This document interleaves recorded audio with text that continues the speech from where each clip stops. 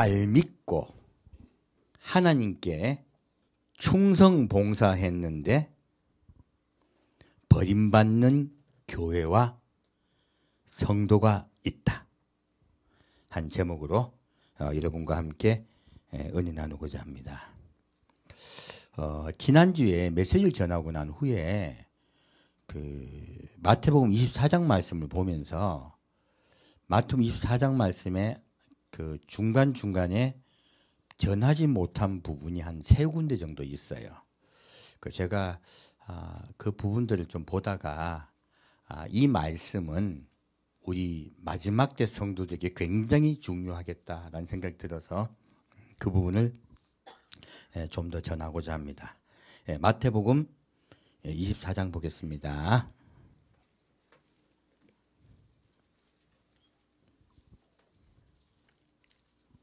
마태복음 24장 32절에서 33절까지 같이 읽겠습니다. 무화과 나무의 비유를 배우라. 그 가지가 연하여 지고 잎사귀를 내면 여름이 가까운 줄을 아나니 이와 같이 너희도 이 모든 일을 보거든 인자가 가까이 곧 문 앞에 이른 줄 알라. 아멘. 이 말씀이 저번주에 읽지 않았던 메시지죠. 근데 왜 이 말씀 드리냐면 무화과나무 비유를 갑자기 예수님이 말씀하세요. 근데 이 무화과나무 비유가 어디서 나옵니까? 우리 이방인에게 하신 말씀이 아니고 이스라엘에게 말씀하실 때 무화과나무의 비유를 말씀하세요. 제가 지난주에 말씀드렸지만은 36절까지는 이스라엘에 대한 예언이에요.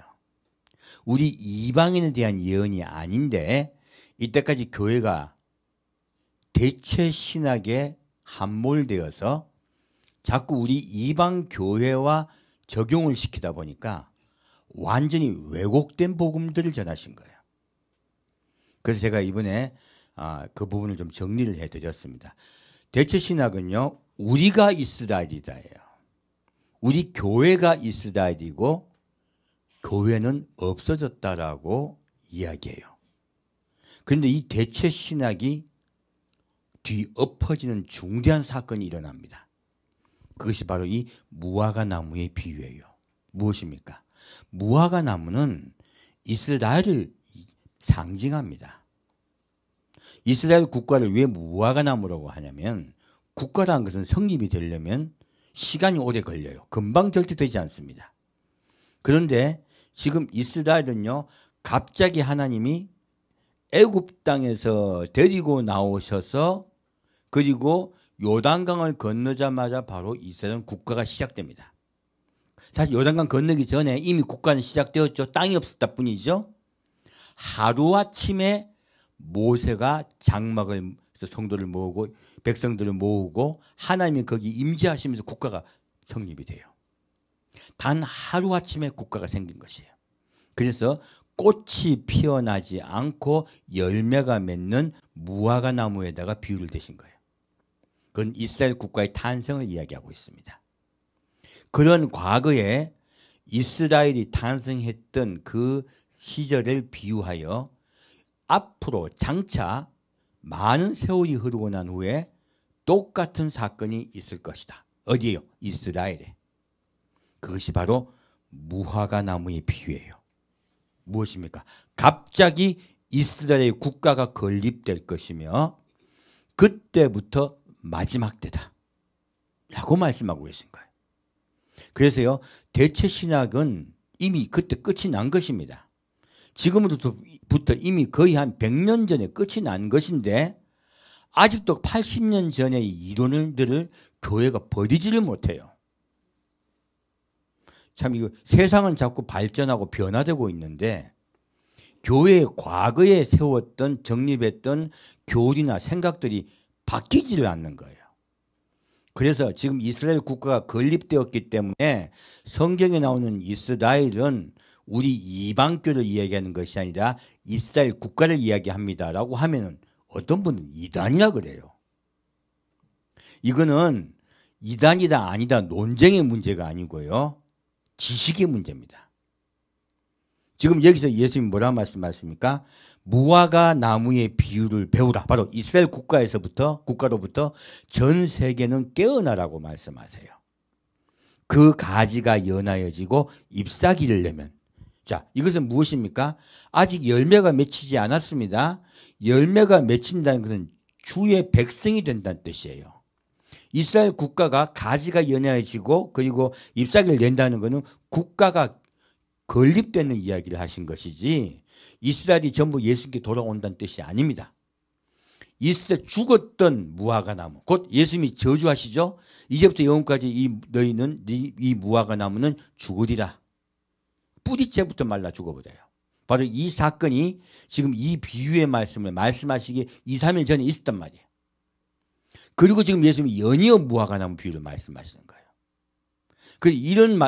예수님이 무화과 나무를 계속 가지고 마지막에 십자가에 못 박혀 돌아가시기 직전에 말씀하고 하신 이유는요. 바로 장차 예수님이 이스라엘 국가를 어떻게 할 것이며 전 세계가 예수님 오시기 직전에 어떤 일이 있을 것인가를 미리 알려주려고 하신 거예요.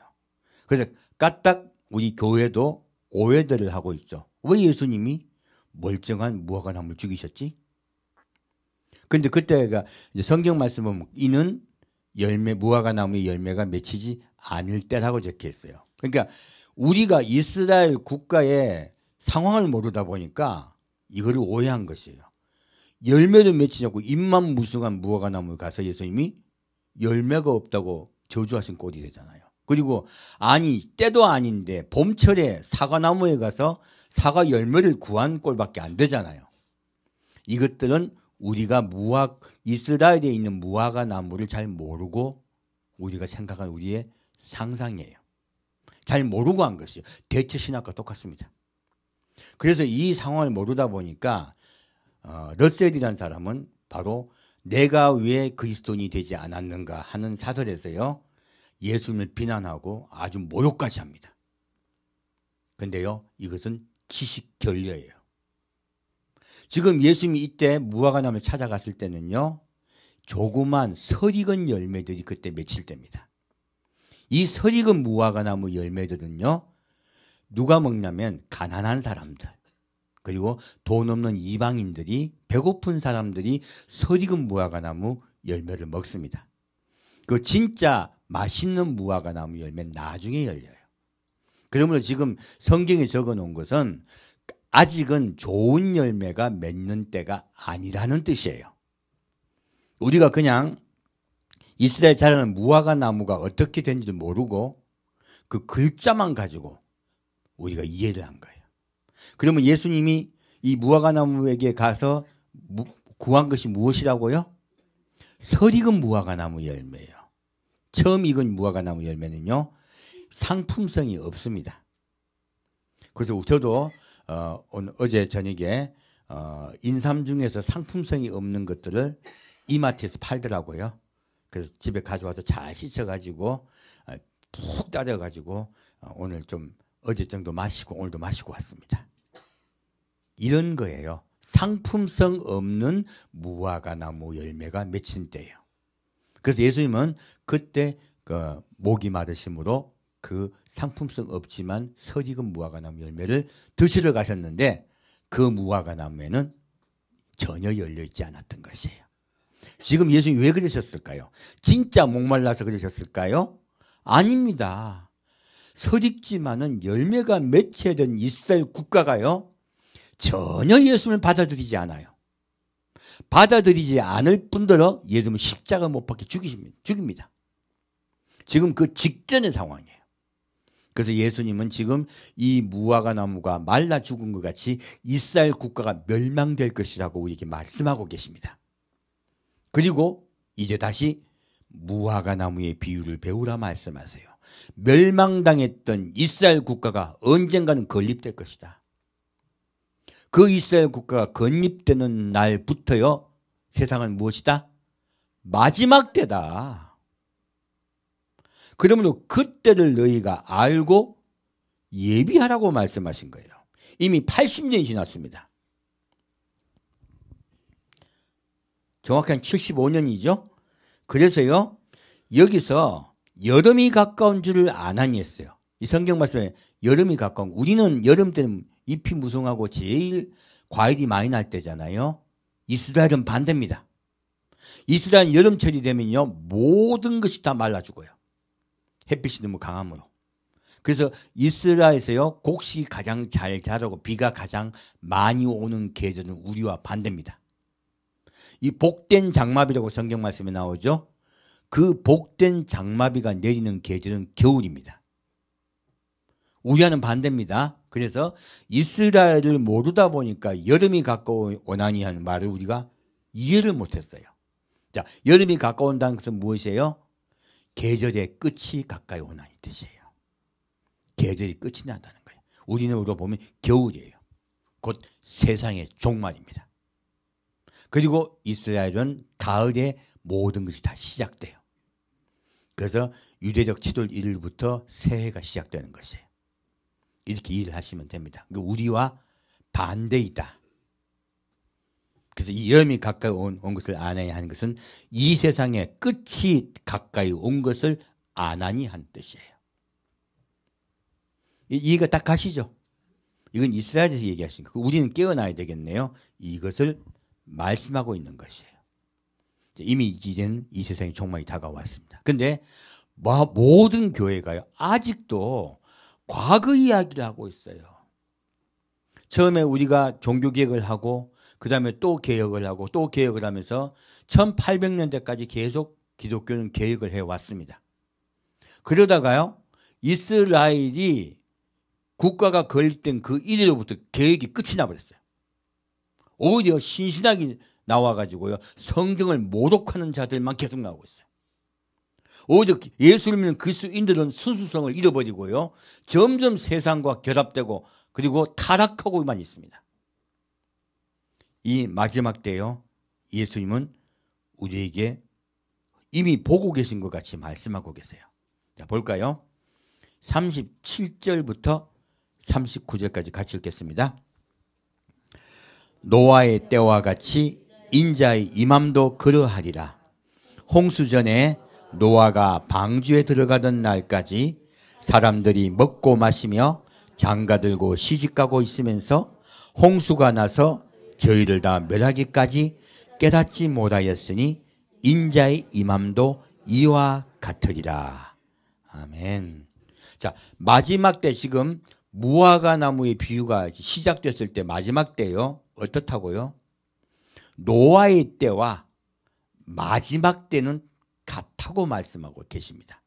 어떻게 같을까요? 홍수 전에, 곧 환란 전에 노아가 방주에 들어가던 날까지 사람들이 먹고 마시고 장가들고 시집가고 있으면서 무엇입니까? 이 세상에 빠져서 세상의 소망을 두고 세상의 즐거움에 온 마음을 다 뺏기고요, 무엇을 먹을까, 무엇을 입을까, 어떻게 즐길까, 어떻게 이 세상에서 행복하게 살까, 이것 생각하다가요, 누구 잊어버린다? 예수 잊어버린다. 그렇게 말하고 있습니다. 오늘날 교회는 안 그렇습니까? 똑같습니다. 그래서요, 멸하기까지 깨닫지 못하였으니 인자의 임함도 이와 같으리라. 자, 이것만 딱 봐도 알 수 있습니다. 예수님이 임하실 때요, 이건 지상재림을 얘기하는 게 아닙니다. 예수님이 임하실 때까지 세상이 어떤 때다? 평화기다. 다른 어떤 이야기도 없습니다. 세상은 평화기고 환난 전에 예수님이 임하실 것이다 라고 분명하게 말씀하고 있습니다. 자, 다시 이제 그 상황을 보겠습니다. 40절부터 44절까지 같이 읽겠습니다. 그때 두 사람이 밭에 있음에 하나는 대대감을 당하고 하나는 버려둠을 당할 것이요, 두 여자가 매를 갈고 있음에 하나는 대대감을 당하고 하나는 버려둠을 당할 것이니라. 그러므로 깨어 있으라. 어느 날에 너희 주가 임할는지 너희가 알지 못함이니라. 너희도 아는 바니 만일 집주인이 도적이 어느 경점에 올 줄을 알았다면 깨어있어 그 집을 뚫지 못하게 하였으리라. 이러므로 너희도 예비하고 있으라. 생각지 않은 때 인자가 오리라. 아멘. 이제 노아의 홍수 때는 비유고요. 이제 밑에 것은 현재 우리의 상황이에요. 어떻습니까? 그때 두 사람이 밭에 있대요. 이 밭은 교회입니다. 예수님 계속 밭을 교회로 말씀하고 계십니다. 그래서요, 교회에서 예배 드리고 있는데 두 교회 중에서 한 교회는 대대감을 당하고 한 교회는 버려둠을 당할 것이다. 이것은 버려지는 교회가 있다고 분명히 말씀하고 계신 거예요. 오늘 말씀의 주제죠. 메시지 주제입니다. 자, 밑에 볼까요? 더 구체적으로 좀 나누고 있습니다. 두 여자가 매를 갈고 있음에 하나는 대대감을 당하고 하나는 버려둠을 당할 것이니라. 자, 매를 간다는 건 맷돌을 이야기하고 있습니다. 뭐를 갈고 있다고요? 맷돌이요. 맷돌 언제 갑니까? 예, 그 당시는 밀을 갈아가지고요, 밀가루로 만들어서 반죽을 하고 음식을 만들어 먹었습니다. 그러므로요, 각 집마다 맷돌이 다 있었어요. 그래서 빚쟁이가 담보물을 가져갈 때 맷돌 윗짝을 가져가면 언제까지 돌려주라? 저녁까지 돌려주라. 저녁까지 돌려주지 아니하면 하나님이 기억하시리라고 말씀하세요. 그러므로 맷돌 윗짝, 그리고 필수적으로 삶이 먹고 살 수 있는 것은 절대 담보물로 가져가지 말라고 하나님이 명령하고 계세요. 그러므로 그 당시에 맷돌은요, 각 가정에 먹고 살기 위해서 있어야 할 필수 물품입니다. 이 맷돌은 누가 갑니까? 여자가 간다 했어요. 이 여자가 누굴까요? 바로 교회예요. 아까 지금 예수님이 우리의 남편 되시고요, 우리 교회는 예수님의 아내입니다. 그러면 이 여자가 맷돌을 간다고 한 것은 바로 교회를 말합니다. 어떤 교회일까요? 하나님의 양식을 먹이고 있는 교회예요. 아까 위에는 단순히 교회에 있는 성도를 이야기했다면 아래쪽은요, 그 교회의 목사를 이야기하고 있는 것이에요. 성도들에게 맷돌을 갈아서 하나님의 양식을 먹이고 있는 교회 중에서, 그리고 이 여인은 교회라고 얘기했기 때문에 지금 여기 봐서는 껴있는 교회, 곧 주님을 기다리고 있는 교회예요. 그 교회 중에서도요, 하나는 대대감을 당하고 하나는 버려둠을 당할 것이다 말씀하세요. 여기서 알 수가 있습니다. 첫째는요, 교회 중에서 두 개로 나누어집니다. 이거는 숫자를 이야기하는 것이 아닙니다. 전체적인 맥락을 이야기하고 있습니다. 교회 중에서도요, 대대감을 당하는 교회가 있을 것이요, 버려둠을 당하는 교회가 있을 것이요. 두 번째, 예수님 곧 오신다고 기다리는 교회 중에서도요, 예수를 먹인다고 먹이고 있는데 어떤 교회는 버려둠을 당할 것이요, 어떤 교회는 데려갈 것이라 하신 거예요. 그러므로 좀 예수님 좀 더 구체적으로 말씀하고 계신 거예요. 그렇다면 왜 어떤 교회는 버려질까요? 또 예수님을 기다리는데 어떤 교회는 신부교회인데 왜 어떤 교회는 버려질까요? 이 부분을 보고자 해요. 자, 다시 45절부터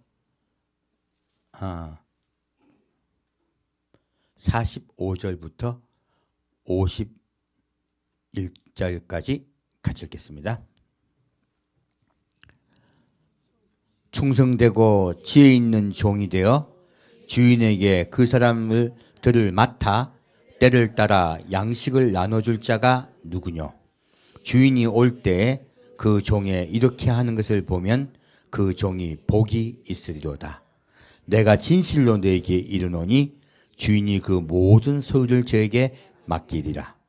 만일 그 악한 종이 마음에 생각하기를 주인이 더디오리라 하여 동무들을 때리며 술친구들로 더불어 먹고 마시게 되면 생각지 않은 날, 알지 못하는 시간에 그 종의 주인이 이르러 엄히 때리고 외식하는 자에 받는 율에 처하리니 거기서 슬피 울며 이를 갈미 있으리라. 아멘. 자, 아까 지금 두 여자가 매를 갈 때 한 종은요 잘 그 맷돌을 갈아서 양식을 잘 먹이는 종이고요, 한 종은 잘못된 양식을 먹인 거예요. 그걸로 지금 말씀하고 계신데 밑에도 그 말씀을 하고 있습니다. 자, 잘 양식을 먹여서 그 교회 교인들을 예수님 만나게 하는 자는 누굴까? 지금 하나는 대리감을 당하고 하나는 버려둠을 당하죠. 이건 임하신다는 뜻은 지상재림입니까? 공중강림이세요? 공중강림이죠. 평화기 때 환난 전에 휴거가 있을 거라고 다시 한번 말씀하고 계세요. 정확하게요. 그리고 어떤 자들이 휴거될 것인가에 대해서 다시 말씀하고 있습니다. 이것은요, 그 어떤 양식을 먹어야 되는가에 대해서 말씀하고 계세요. 그래서 아까 매를 이야기하신 겁니다. 밑에 보겠습니다. 충성되고 지혜 있는 종이 되어 주인에게 그 집 사람들을 맡아 때를 따라 양식을 나눠줄 자가 누구뇨? 아까 똑같죠? 매를 가는 거 똑같고 맷돌을 갈아서 양식을 만드는 거죠. 때에 맞춰서 양식을 잘 먹여야 된다는 거예요. 그러면 마지막 때 주의 종은요 어떤 자가 되어야 돼요? 때를 알아야 돼요. 지금 무화과 나무의 비유를 배우라 하신 말씀은요, 이스라엘이 건국되기 전에는요 메시지가 우리가 알고 있는 일반 메시지예요. 그때까지는 예수님이요 탓하지 않습니다. 왜? 이스라엘이 없잖아요. 근데 이스라엘 국가가 생기면 이제는 어떻게 하라? 주님 오실 때가 다 됐으니까 때에 따라 양식을 먹여야 된다. 그것이 충성된 종이다. 그래서요 그렇게 양식을 먹일 때요 누구요? 그 집사람들이 예비할 수 있다는 것이에요. 예수님 계속 말씀하세요. 그러므로 예비하고 있으라. 생각지 않은 때 인자가 오리라. 계속 말씀하고 있어요. 그래서 생각지 않은 때 인자가 오셔도요 어떻게 되면 휴거될 수 있을까요? 예비하고 있어야 돼요. 그래서 양식을 잘 먹어야 되는 거예요. 그래서 양식을 잘 줄 자가 누구냐? 이런 종은 내가 축복하리라. 근데요 때를 모르는 종들에게선 예수님이 분노하세요. 밑에 볼까요? 그래서 어떤 말씀이 있냐면 모르고 전한 종은요 작게 맞고 알고 잘못 전한 종은 크게 맞으란 말씀이 있습니다. 모른다고 죄가 없다 있다? 그래도 있다. 그 종이 어려운 거예요. 밑에 보겠습니다.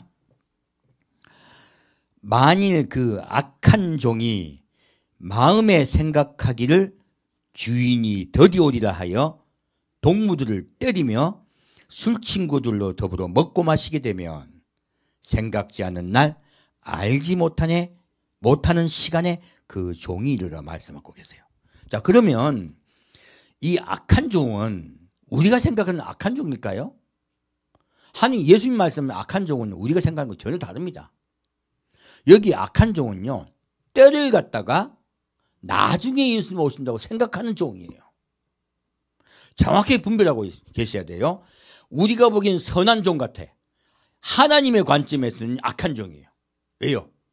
예비치 못하겠으므로, 때를 분별치 못했으므로. 가령 제가 옛날에 어떤 교통사고를 제가 낸 적이 있어요. 근데 뭐라고 합니까? 잘 못 봤어. 잘 못 봤어요.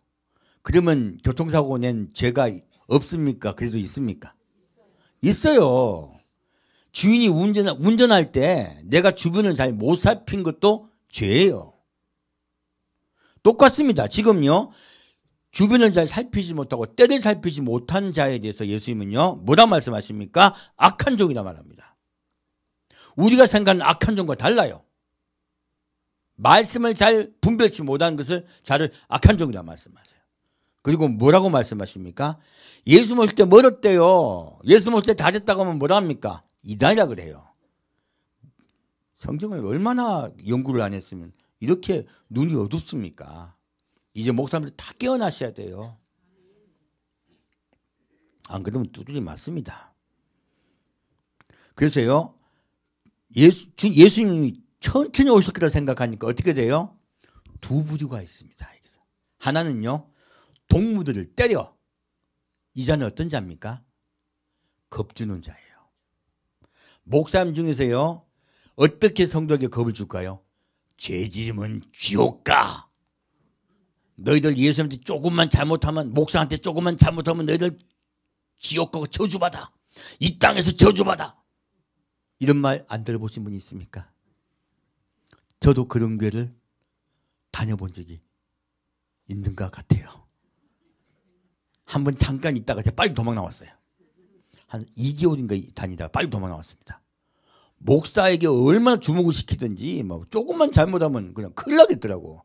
그래서 제가 그 교회를 나왔을 때 사모님과 전사님이 찾아오셔가지고 이 교회를 떠나면 벌 받는다고 오셨더라고.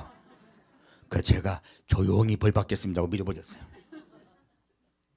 말씀에 그런 게 어디 있습니까? 그래서 여기 보면 성도에게 겁주고요, 성도에게 속박시키는 목사들이 있어요. 이거 무엇입니까? 동무들을 때리는 거예요.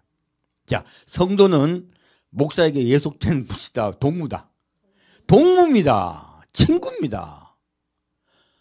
목사는 성도를 섬겨야 되고요, 성도는 목사의 친구입니다. 왜 주의 종이 높이 쓰려고 합니까? 이거는 말씀에 어긋난 것이에요. 자꾸 주의 종을 높이잖아요. 자기를 높이잖아요. 도망가세요. 이미 그거는 싹군 목자예요. 두 번째 종류가 있어요. 무엇입니까? 술 친구들로 더불어 먹고 마셔요. 무엇입니까? 아이 한 잔에 무엇입니까? 여러분, 예수 믿으면 복 받습니다. 하늘이 잘 되고 하나님이 여러분의 삶을 보호 살펴 인도하여 주시고 여러분의 모든 질병도 낫고 이적과 기사가 일어납니다. 미라클 머니. 심는 대로 받으리라. 다 헛소리입니다. 이거 뭡니까? 성도를 술 취하게 하는 거예요. 흰 이빨이 나는지 금이빨이 나는지 모르겠지만 이빨도 나고 금가도 떨어지고 온갖 짓거리로 성도들 이 세상에 소망을 갖게 하고요, 내 삶의 문제에 소망을 갖게 하고요, 세상에 코박게 하는 것, 이거 다 무엇입니까? 동무들을요 술 취하게 하는 거예요. 그럼 세상에 취해 살다가 예수님은 어디 간지 몰라요. 이렇게 하는 것, 이것이 바로 술 취하게 하는 복음이에요. 이 가짜 음식이죠. 이렇게 먹이다가요 어떻게 해요? 생각지 않은 날, 알지 못하는 시간에, 왜 예비를 안 했으니까, 그 종의 주인이 이르러 엄히 때리고 외식한 자에 받는 유례 처하리니 거기서 슬피우며 이를 갈미 있으리라. 지옥 간다는 얘기 아닙니다. 어디요? 환란에 들어가리라요. 그 종 따라가면 어디 들어간다? 환란에 들어가리라. 그래서요, 목사가 정신 못 차리면요, 그 목사와 그 목사 따라가던 성도도 다 같이 환란에 들어갈 것이다. 아까 노아의 홍수 때 방주에 들어가지 못했던 것과 그것으로 비유하고 계십니다. 그리고 두 사람이 밭에 있다가 버려짐을 당한 성도, 그리고 두 목사가 매를 갈고 있다 버려짐을 당한 목사에 대해 이야기하고 있어요. 자, 그러면 이 부분에서 성도에 대해서 예수님 또 깊이 말씀하고 있습니다. 한번 볼까요? 25장입니다. 우리 잘 예비해야지 예수 만나죠. 그래서 예수만 믿고 예수 오시는 거 사모고 기다리기만 하면 휴거된다는 말은요, 달콤하지만 굉장히 위험한 말입니다. 성경은요 절대 그렇게 말씀하고 있지 않습니다. 자, 다시 볼까요? 25장 5절부터 13절까지 같이 읽겠습니다. 신랑이 더디오므로 다 졸며 잘새 밤중에 소리가 나되 보라 신랑이로다 맞으러 나오라 하매 이에 그 처녀들이 다 일어나 등을 준비할세 미련한 자들이 슬기 있는 자들에게 이르되 우리 등불이 꺼져가니 너희 기름을 좀 나눠달라 하거늘 슬기 있는 자들이 대답하여 가로되 우리가 너희와 쓰기에 다 부족할까 하노니 차라리 파는 자들에게 가서 너희 쓸 것을 사라 하니 저희가 살아간 동안에 신랑이 오므로 예비하였던 자들은 함께 혼인잔치에 들어가고 문은 닫힌지라. 그 후에 남은 처녀들이 와서 가로되 주여 주여 우리에게 열어주소서. 대답하여 가로되 진실로 너희에게 이르노니 내가 너희를 알지 못하노라 하였느니라. 그런즉 깨어있으라. 너희는 그날과 그 시를 알지 못하느니라. 아멘. 자, 신랑이 드디 와요. 빨리 오신다. 드디 오신다. 드디 오십니다. 그래서 제가 올해는 오실 것 같습니다 하고 막 올해는 정말로 많은 분들이 예언하고 이야기하면 제가 속으로 올해도 텄구만. 왜요? 성도들이 자야지. 아이고 안 오시나 봐 이래야지. 오셔요. 그래서 제가 속으로 올해도 힘든가 이 생각을 합니다. 솔직히 말씀드렸어요. 어떤 분에게 제가 2024년에 오실 거라는 말을 수도시 들었어요. 그래서 속으로 또 이런 게 계속 나오는구나. 한 해도 안 빠지고. 신랑이 빨리 오신다. 더디 오신다. 많이 더디진 않습니다. 여기서 볼 때 밤중에 소리가 나요. 보라 신랑이로다 맞으러 나오라. 자, 이것은요 밤중에 무엇입니까? 다 잠들었을 때예요. 다 잠들었을 때 신랑이로다 맞이하러 나오라 하는 사건이 생깁니다. 이것을 계시록에서는 계시록 6장에서 뭐라고 말씀하고 있습니까?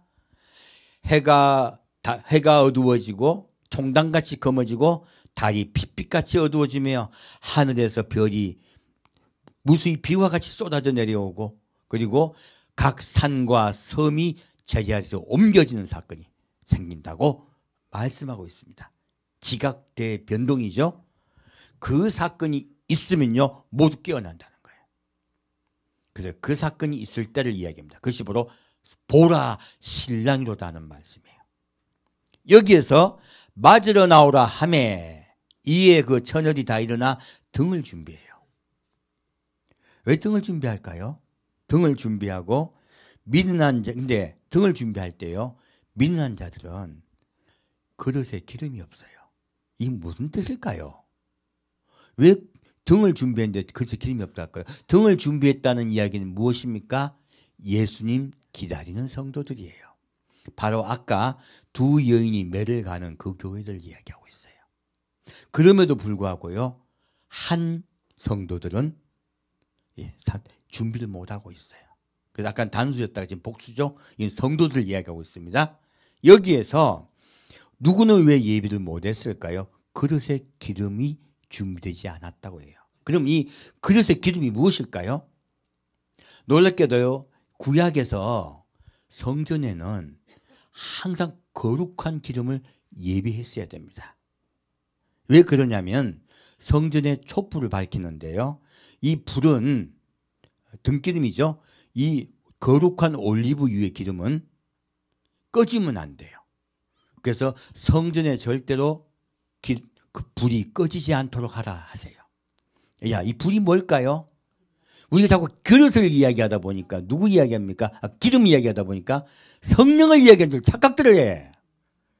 성령 아닙니다. 아무리 가르쳐도 사고방식이 안 빠져. 이건 성령 얘기하는 거 아닙니다. 자, 왜 기름이 필요합니까? 불을 밝히려고. 불이 누구예요? 예수님이세요. 예수님 말씀하세요. 예수님 뭘 하십니까? 나는 세상의 빛이라. 성령이 있어야 될 이유는요 빛이신 예수를 밝히기 위해서예요. 그러면 지금 그릇에 기름을 예배하라는 것은요 빛이신 예수를 맞이하기 위하여 너희는 성령의 기름으로 예배하란 말씀이세요. 빛이신 예수를 맞이하라는 뜻이에요. 그럼 어떻게 빛이신 예수를 맞이할 수 있을까요? 그것은 거룩한 기름이 예배되어야 됩니다. 이 거룩한 기름을 예비한다는 뜻이 무엇일까요? 이것을 잘 우리가 이해를 해야 알 수가 있겠네요. 자, 그러면 지금 마태복음 24장 25장에 말씀하셨던 이 이야기가 이걸로 끝일까요? 아닙니다. 똑같은 이야기가 요한계시록에 나옵니다. 자, 계시록 2장 보겠습니다.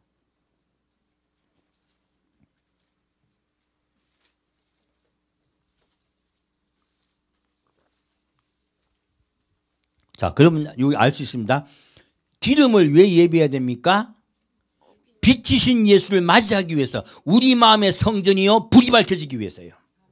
여러분의 마음의 성전이 불이 밝혀져야 돼. 무엇입니까? 예수님과 언약이에요. 교회는 언약교입니다. 교회는 하나님과 언약을 맺은 것이죠. 그것이 교회입니다. 자, 볼까요? 계시록 2장 보겠습니다. 계시록 2장 2절부터 7절까지 같이 읽겠습니다. 내가 내 행위와 수고와 내 인내를 알고 또 악한 자들을 용납지 아니한 것과 자칭 사도라 하되 아닌 자들을 시험하여 그 거짓된 것을 내가 드러낸 것과 또 내가 참고 내 이름을 위하여 견디고 게으르지 아니한 것을 아노라. 그러나 너를 책망할 것이 있나니 너희 처음 사랑을 버렸느니라. 그러므로 어디서 떨어진 것을 생각하고 회개하여 처음 행위를 가지라. 만일 그리하지 아니하고 회개치 아니하면 내가 내게 임하여 내 촛대를 그 자리에서 옮기리라. 오직 내게 이것이 있으니 내가 니골라당의 행위를 미워하는도다. 나도 이것을 미워하노라. 귀 있는 자는 성령이 교회들에게 하시는 말씀을 들을지어다. 이기는 그에게는 내가 하나님의 낙원에 있는 생명나무의 과실을 주어 먹게 하리라. 아멘. 자, 에베소 교회는요, 놀랍게도 너무너무 잘 믿는 교회예요. 정말로 충성하고 봉사하고 껴있는 교회 같아 보여요. 근데 여기 뭐라 말씀하고 있습니까? 자, 내가 내 행위와 수고와 내 인내를 알고 또 악한 자들을 용납지 아니한 것과 자칭 사도라 하되 아닌 자들을 시험하여 그 거짓된 것을 내가 드러낸 것과 또 내가 참고 내 이름을 위하여 견디고 게으르지 아니한 것을 아노라. 세상에 이렇게 좋은 교회가 어디 있습니까? 거의 완벽해요. 아까 지금 놀랍게도요, 예수님이 말씀하셨던 악한 종이라고 말씀하셨던 그 악한 종이 놀랍게도 여기에 나오는 에베소 교회예요. 우리가 생각한 것과 너무 다르잖아요. 왜 예수님은 에베소 교회를 악한 종이라고 얘기했을까요? 왜 에베소 교회를 내가 내 촛대를 옮길 거라고 말씀하셨을까요? 그것은요, 예수님이 교회를 세우신 목적을 잊어버린 거예요. 다 완벽한데 무엇을 잃어버렸다? 교회를 세우신 첫 목적을 잃어버린 거예요. 여기에서요, 오늘날 깨어있다는 수많은 교회에게 제가 부탁드립니다. 정말로 잘 믿는 수많은 교회가요, 에베소 교회예요. 못 믿는 교회가 아닙니다. 너무너무 신실한 교회들이에요. 근데 왜 예수님은 이들에게 책망하실까요? 악한 종이라고 말씀하실까요? 왜 환난에 낭떠질 거라고 말씀하실까요? 놀랍게도요, 너의 처음 사랑을 버렸다고 말씀하세요. 그 첫사랑을 찾아라.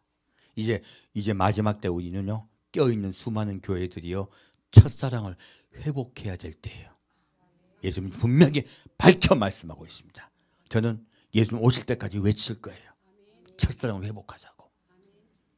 그리고 그러나 이 에베소 교회에 지금 칭찬할 것이 있습니다. 무엇입니까? 니골라당의 행위를 미워하노라 하세요.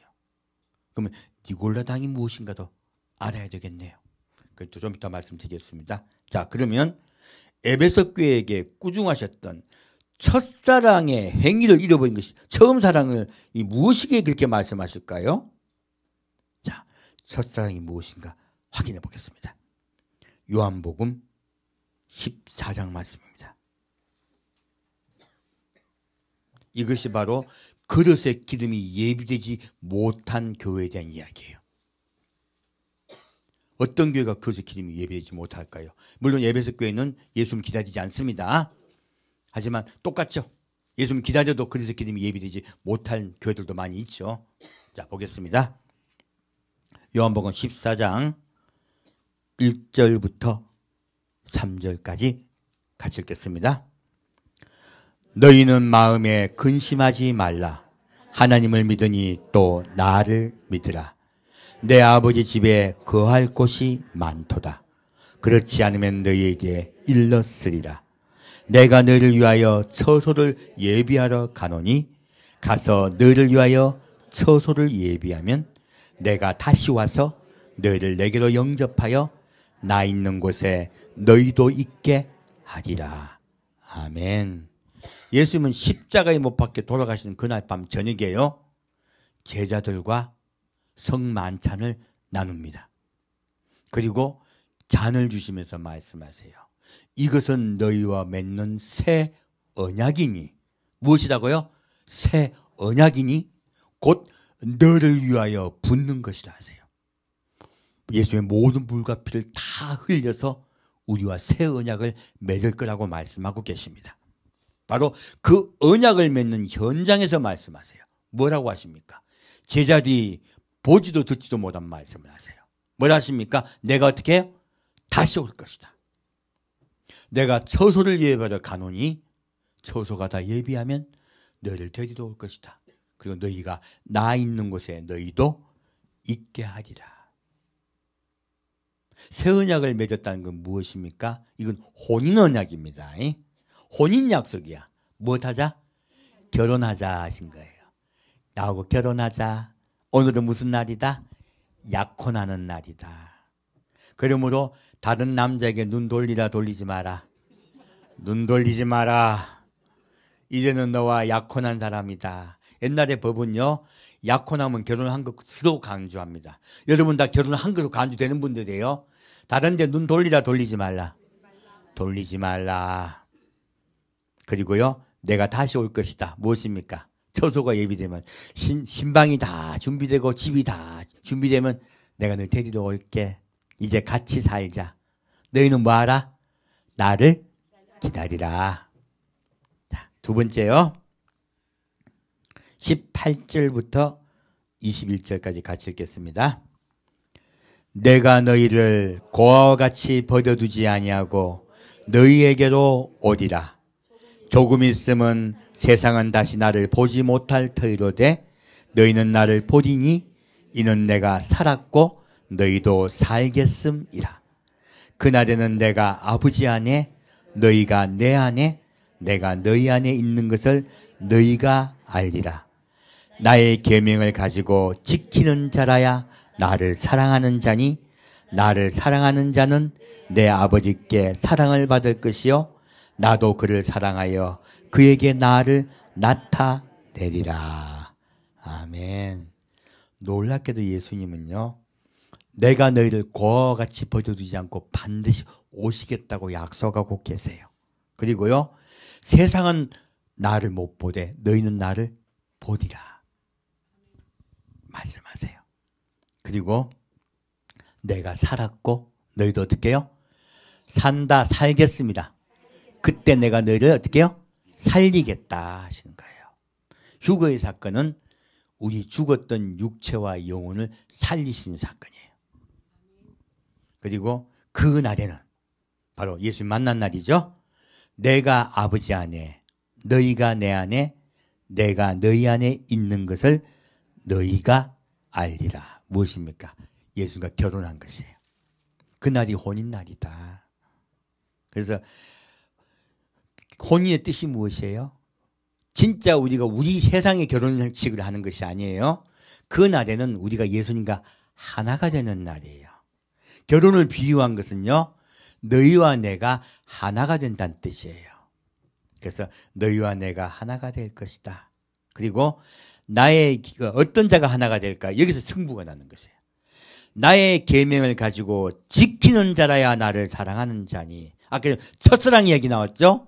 왜 그들이 그렇게 예수를 잘 믿는데 예수님이 그들에게 이 교회 촛대를 옮기겠다고 말씀하십니까? 첫사랑을 버려서 그래요. 아까 예수를 기다리고 있어요. 근데 그들도요, 예수님이 뭐라 하십니까? 내가 너희를 안다 모른다. 도무지 모른다예요. 이게 무엇입니까? 나와 너는 관계가 없다고 말씀하시는 거예요. 예수님과 맺는 관계는요, 고백이 있지 않습니다. 예수 그리스도 영접하고 믿는 데 있지 않습니다. 예수님과 관계를 맺는 것은요, 언약을 믿고 지키고 있는 자를 예수님이 나와 관계가 있다 말씀하세요. 이거 정확히 성경 이해를 하셔야 됩니다. 어떤 자가 예수님과 관계를 맺고 있는 자다? 예수님과의 혼인언약을 굳게 믿고요 지키는 자들이에요. 그들이 바로 예수님과의 관계를 맺은 자들이요 예수 안에 있는 자들이에요. 자 보겠습니다. 뭐라 말씀하십니까? 나의 계명을 가지고 지키는 자다. 이 계명이 무엇입니까? 새 계명을 주노니 서로 사랑하라. 그리고 나를 기다리라. 이게 새 계명이에요. 그리고 뭐라 말씀하십니까? 나를 사랑하는 자는 내 아버지께 사랑을 받을 것이요 나도 그를 사랑하여 그에게 나를 나타내리라. 놀라운 말씀이죠. 무엇입니까? 예수님을 사랑해서요 서로 사랑하고 섬기며 예수님을 기다리는 자라야 누굴 사랑하는 자다? 예수를 사랑하는 자다. 아무리 계명을 잘 지키고 그게 그런 거예요. 우리가 구원받는 것은요 죄를 짓지 않는 데 있다. 예수 사랑하는 데 있다. 언약을 지키고 예수 사랑하는 데서 구원을 받는 것이에요. 근데 자꾸 죄 쪽에다가 포인트를 맞춘 경우가 많아요. 그래서 베드로는 뭐라고 말하고 있습니까?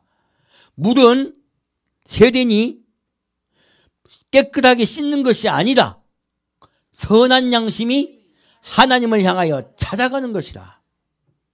자, 죄 씻는 것이다. 하나님을 향하여 찾아가는 것이다. 예, 우리의 눈동자가 어디 있냐가 바로 우리의 뜻이에요. 우리 구원하신다는 뜻이에요.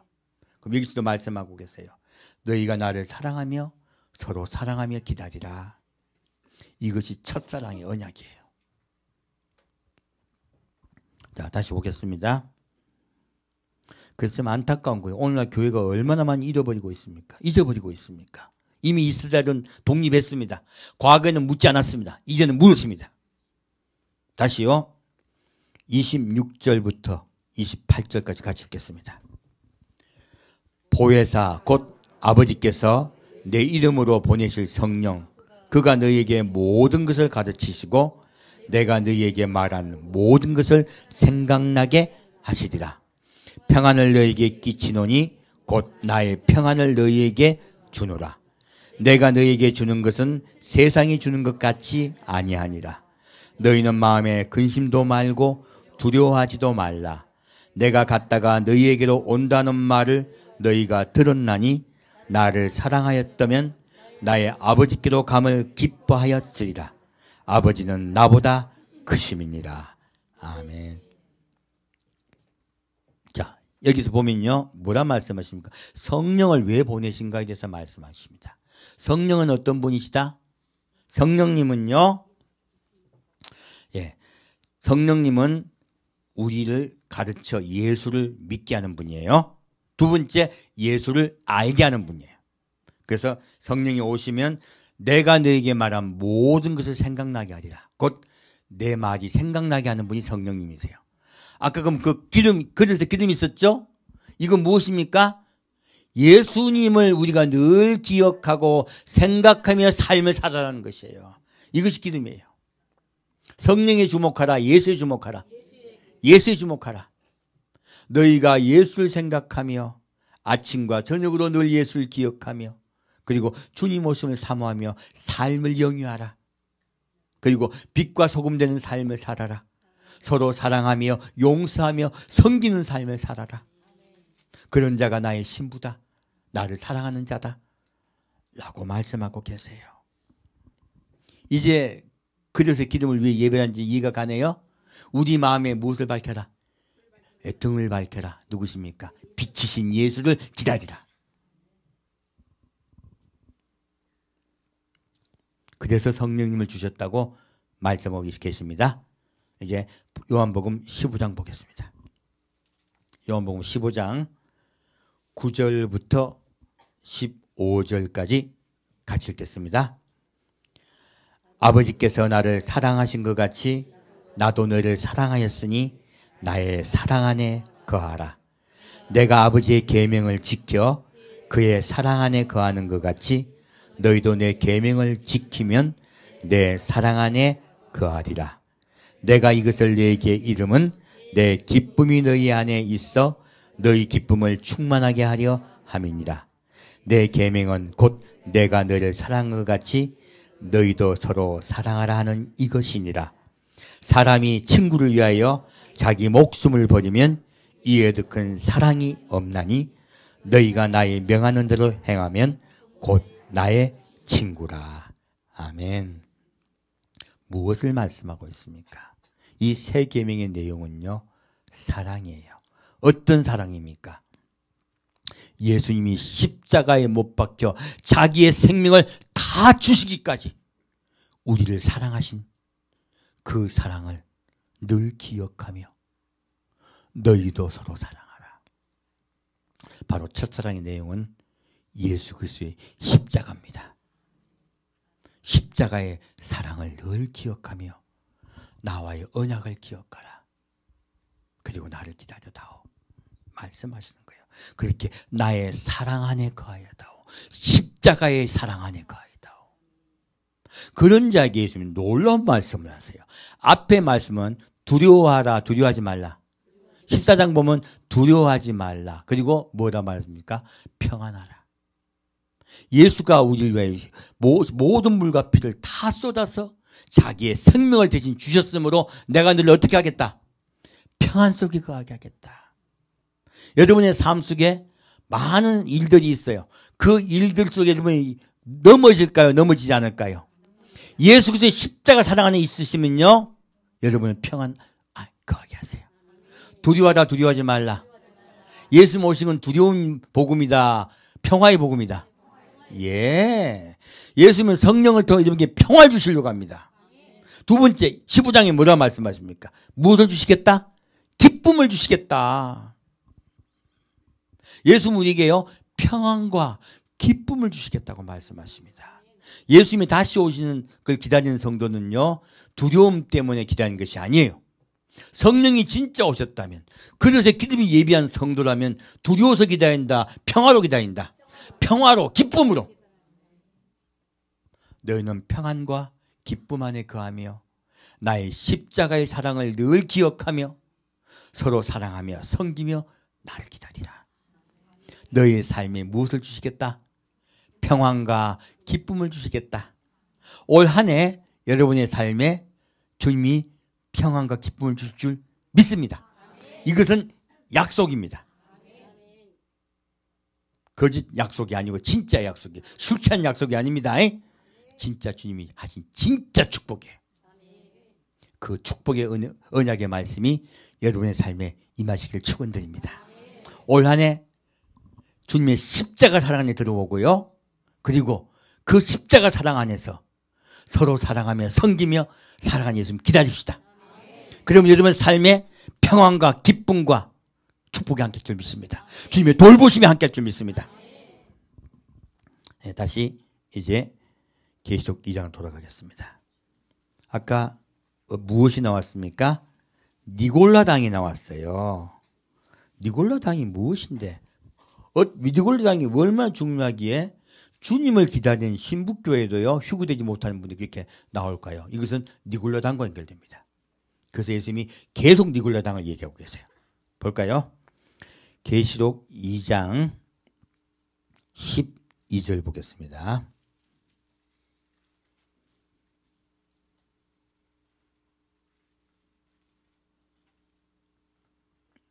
계시록 2장 12절부터 16절까지 같이 읽겠습니다. 버가모 교회의 사자에게 편지하기를 좌우에 날성금을 가진 이가 가라사대 내가 어디 사는 것을 내가 아노니 거기는 사단의 위가 있는 데라. 내가 내 이름을 굳게 잡아서 내 충성된 증인 안디바가 너희 가운데 곧 사단에 거하는 곳에서 죽임을 당할 때에도 나를 믿는 믿음을 저버리지 아니하였도다. 그러나 내게 두어 가지 책망할 것이 있나니 거기 내게 발람의 교훈을 지키는 자들이 있도다. 발람이 발락을 가르쳐 이스라엘 앞에 올무를 놓아 우상의 제물을 먹게 하였고 또 행음하게 하였느니라. 이와 같이 내게도 니골라당의 교훈을 지키는 자들이 있도다. 그러므로 회개하라. 그리하지 아니하면 내가 내게 속히 임하여 내 입의 검으로 그들과 싸우리라. 아멘. 지금 버가마 교회에게 말씀하세요. 무엇입니까? 버가마 교회는 두어 가지 책임할 것이 있대요. 무엇일까요? 발람의 교훈을 지키는 자들이 있대요. 발람은 누굽니까? 발람은 세상 왕입니다. 곧 세상 권세 잡은 자예요. 곧 사탄입니다. 그리고 그래서 발람은요, 백성을 삼키는 뜻이에요. 근데 이게 발람의 교훈을 지키는데, 발람은 사실요, 악한 종을 이야기합니다. 제가 잘못 말했는데, 발락을 얘기한 겁니다. 발락은 세상 권세자고요, 곧 사탄을 얘기합니다. 그러므로 사탄의 깸에 빠져가지고요, 주의 종이 엉뚱한 걸 가르치는 거예요. 세상의 것을 가르치는 거예요. 이것을 발람의 교훈을 얘기하고 있습니다. 볼까요? 내가 발람의 교훈을 지킨 자들이 있도다. 발람이 발락을 가르쳐. 그러므로 세상의 권세자들, 세상에 알고 있는 것들을, 우리가 세상의 것들을 가지고요, 이 교회 끌어들이는 거예요. 교회 끌어들여 가지고요, 이스라엘 앞에 올무를 놓아 뭐요? 우상의 재물을 먹게 하였고 또 행음하게 하였느니라. 첫째는 무엇을 먹게 했어요? 우상의 재물을 먹게 해요. 우상의 재물이 무엇입니까? 너 예수 믿으면 복 받는다. 잘 된다. 병 고침 받는다. 하늘이 복되고 너 모든 걸 주님이 지켜주신다. 이게 우상의 재물이에요. 물질에만 뺏기게 하는 거예요. 세상에만 뺏기게 하는 거예요. 술에 취하게 하는 것이에요. 이것은 놀랍게도요, 우상의 재물을 먹게 하는 것입니다. 교회는 예수 먹이는 곳이에요. 까딱 잘못하면 성령 하면서요, 성령을 통해 복 받으려고 그래. 무슨 신비로운 체험들 받으려고 그래. 성령님은 예수를 전하는 영입니다. 성령을 통해 예수가 믿어지고 예수를 사모하게 되고 사랑하게 만들어야 하는 것이 성령이 하신 일이에요. 그래서 두 번째는 행음하게 하여요. 행음은 무엇입니까? 행음은요, 세상의 쾌락, 세상의 즐거움과 쾌락이 빠지게 하는 거예요. 두 가지를 얘기하고 있습니다. 하나는 재물에, 물질에 마음 뺏기게 하는 것이고, 하나는 쾌락에 마음 뺏기게 하는 것이에요. 다 세상입니다. 그래서 예수님은 두 가지로 말씀하신 거예요. 두 가지나 말씀하시죠? 이렇게 분리하여 말씀하고 있습니다. 이렇게 교회가 타락하여 발람의 교훈을 받은 것을 니골라당으로 말하고 있습니다. 똑같은 말이에요. 니골라당을 말씀한 것을 예수님은 성경으로 밝혀 발람의 교훈으로 말씀하고 있습니다. 물론 발람에 대한 니골라당에 대해서는 그 당시에 서적에 보면 어떻게 적혀있냐면, 니골라당의 사상은 구약의 율법적 제도와 교리들은 신약교회 안에서는 필요치 않으므로 율법의 행위에 제약받지 않고 사랑만을 강조하는 거죠. 예수님 사랑하고 예수님 믿습니다 하면 구원받는다는 거, 이거요, 무엇입니까? 니골라당의 교훈이에요. 두 번째요, 율법의 때는 지났으므로 지킬 필요가 없다. 그러므로 둘째, 육신은 악이고 영만이 선함으로 육신은 무슨 일을 하든 벌받지 않는다. 지옥 가지 않는다. 이거 다 니골라당의 교훈입니다. 여러분 그런 말 들은 적이 있을 거예요. 요즘 교회 이상하게 자꾸 그런 말을 해요. 이거 전부 니골라당의 교훈입니다. 그리고 그리스도에 있는 은혜로 보호를 받기 때문에 무엇을 하든지 해됨을 받지 않는다. 반드시 구원받는다는 이야기죠. 구원론이 잘못된 걸 이야기해요. 자, 니골라당의 행위를 말씀한 것은 무엇이다? 구원론이 왜곡된 걸 말씀하세요. 오늘날 구원론이 왜곡된 교회가 너무나 많습니다. 그래서 왜곡된 구원론을 가르치는 교회에 대해서요, 예수님은 에베소 교회를 말씀하시고요, 그리고 다시 뒤에 마태복음 24장에는요 악한 종이라고 말씀하세요. 그런 교회는 반드시 환란에 들어갈 것이다 라고 말씀하고 있습니다. 이 니골라당은 그 당시에는 헬라 철학의 영향을 받았다고 합니다. 하지만 예수님이 니골라당에서 더 정확하게 말씀하고 있습니다. 자, 니골라당은 누구의 교훈을 받아들였다? 발람의 교훈을 받아들였다. 발람의 교훈은 무엇입니까? 우상의 제물을 먹게 하는 거예요. 첫째, 우상의 제물을 먹는 것은 세상과 짝하여 하나 되는 것이에요. 이 세상 사람들은 무엇으로 삽니까? 무엇을 먹을까? 무엇을 마실까? 무엇을 입을까? 염려함으로요, 돈 버는데, 명예를 갖다가 차지하는데 온 정신 다 뺏기고 있어요. 노후 대비하려고 하는 것. 다 그게 다 뺏기고 있습니다. 이 세상에 짝하고 있는 걸 이야기해요. 두 번째요.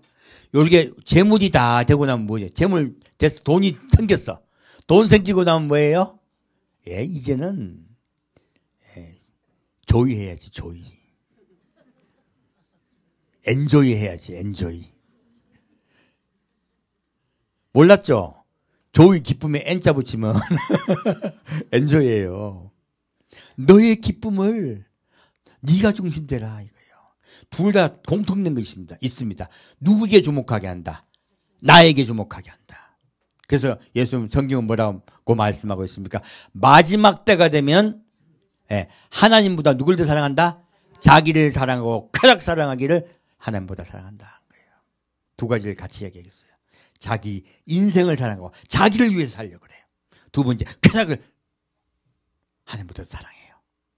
그것이 마지막 때를 얘기합니다. 그러므로 자기 성도를 하여금 자기를 사랑케 하는 것, 성도를 하여금 쾌락을 사랑케 하는 것, 이것이 무엇이다? 니골라당의 교훈이에요. 그러다 다 멸망당한다고 말씀하고 있습니다. 자, 마지막으로 이제 18절과 23절 오늘 메시지 마치겠습니다. 두아디라 교회의 사자에게 편지하기를 그 눈이 불꽃 같고 그 발이 빛난 주석과 같은 하나님의 아들이 가라사대 내가 내 사업과 사랑과 믿음과 섬김과 인내를 아노니 내 나중 행위가 처음 것보다 많도다. 그러나 책망할 일이 있노라.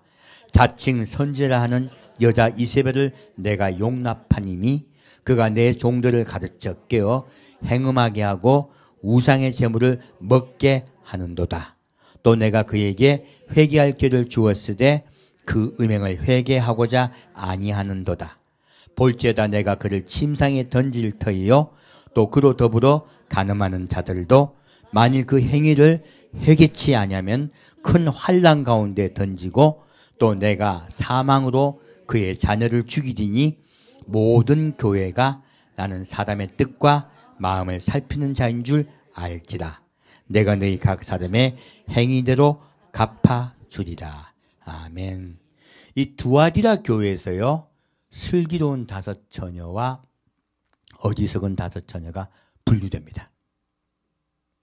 하나하나 딱 적용이 되시죠? 아까 두 여인의 매를 가는 건 에베소 교회와 두아디라로 분류되고요. 다시 두아디라 교회는 이제 다시 또 슬기로운 5 처녀와 어리석은 5 처녀 분류돼요. 그래서 두 말씀들은 서로 연결되고요. 서로 보완해 줍니다.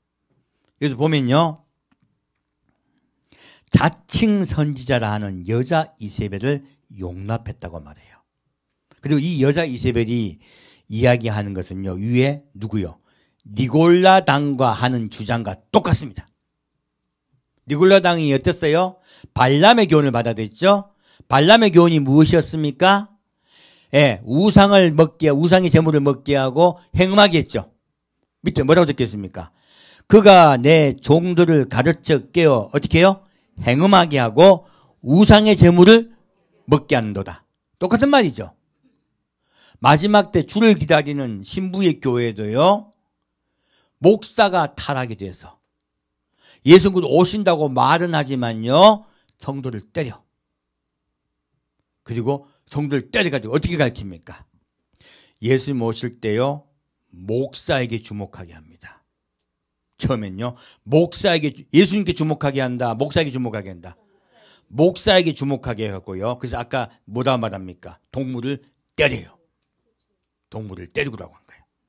그리고요. 성도들에게요. 세상에 자꾸 주목하게 해요. 네가 예수님 곧 오실 때 예비하려면 복을 받아야 되고 그 복 받은 제물로 누구 예수님 섬겨라. 그러므로 네 집에 있는 거 뭐 바쳐라? 제물 바쳐라.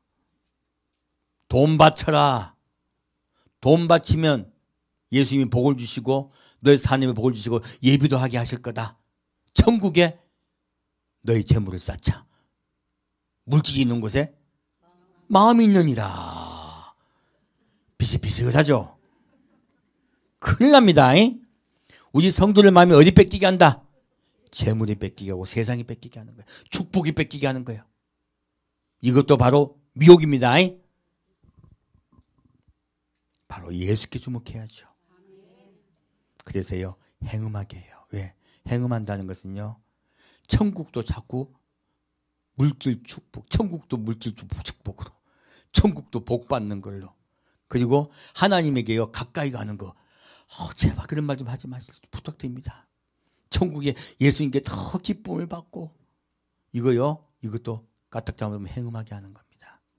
이 세상에 복 받는 것만 복 받는 거 아니잖아요. 까딱 잘못하다가는요 욕심으로 이끈다는 거예요. 성도를 무엇을 이끈다? 욕심으로 이끄는 거예요. 까딱 잘못하다. 그래서요, 까딱 잘못하다가 주님을 기다리는 교회가 더 타락된 교회도 많아요. 그래서 예수님 기다린다 하다가요, 흰옷 입고 재물 다 바치고 두드리 맞는 데도 많잖아요. 죄 씻는다고 맨날 밤에 모여가지고 막 회개한다고 난리치고, 그리고 매일매일 주님을 위하여 헌물을 바치고, 이런 교회들 많습니다. 이거 하나님 기뻐하신다, 분노하신다. 이런 자들 누구다? 자, 왕이다, 이세벨이다. 이세벨이야. 지가 왕이야. 예수님 어디 간지 없어. 마지막 때요, 그래서 재림교회가 오히려 욕을 듣고 있는 교회가 많은 거예요. 여자 이세벨을 주목해서 그래요. 이세벨도 말을 들어서 그래요. 우리 누구의 말에 주목하라? 예수님의 말씀, 곧 첫사랑을 잊지 말라. 그릇의 기름을 예비하라. 무엇입니까?